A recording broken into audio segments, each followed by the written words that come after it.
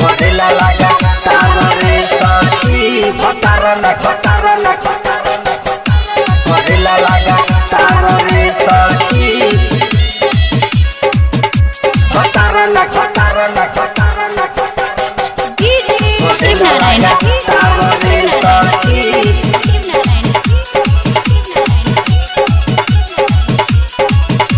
करेला लगा तारे सखी चढ़ली जवानी चुअते पानी चढ़ली जवानी चुअते पानी सखी मिलल बटे महू का भतारा न करेला लाग तारे सखी भतारा न करेला लगा तारे सखी भतारा न करेला लगा तारे सखी चढ़ली जवानी चुअते पानी चढ़ली जवानी चुअते पानी सखी मिलल बटे महू का भतारा न करेला लाग तारे सखी भतारा न करेला लगा तारे सखी भतारा न करेला लगा तारे सखी भतारा न करेला लगा शिवनारायण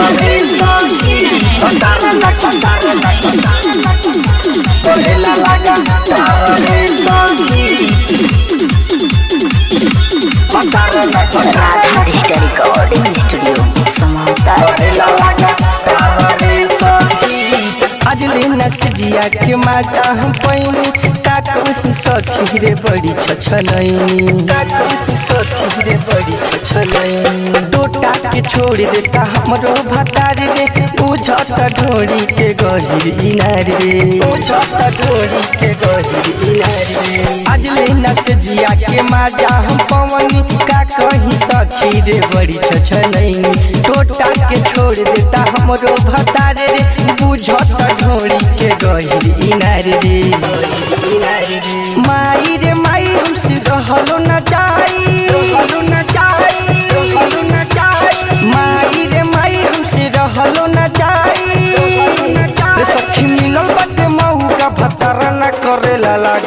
तारे सखी भतारा न करेला लगा तारे सखी भतारा न करेला लगा तारे सखी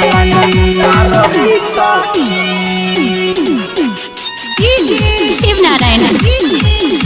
भतारा न करेला लगा तारे सखी भतारा न करेला लगा तारे सखी भतारा न पवन पूरा बहिया बाड़ी मुदैया सखी रे दुख नहीं सैया कृष्णा कमाल से लागत लाज रे आज ले न चिखली जवन के सवाद रे पवन पूरा बहिया बाड़ी मुदैया सखी रे दुख नहीं बुझेल सैया कृष्णा कमाल से लागत लाज रे आज ले न चिखले जवन की सवाद रे आधी आधी राती धड़केला छाती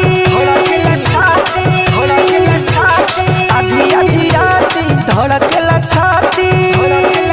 सखी मिलल बटे महू का भतारा न करेला लाग तारे सखी भतारा न करेला लगा तारे सखी भतारा न करेला लगा तारे सखी राधा डिजिटल रिकॉर्डिंग स्टूडियो समाचार चौक।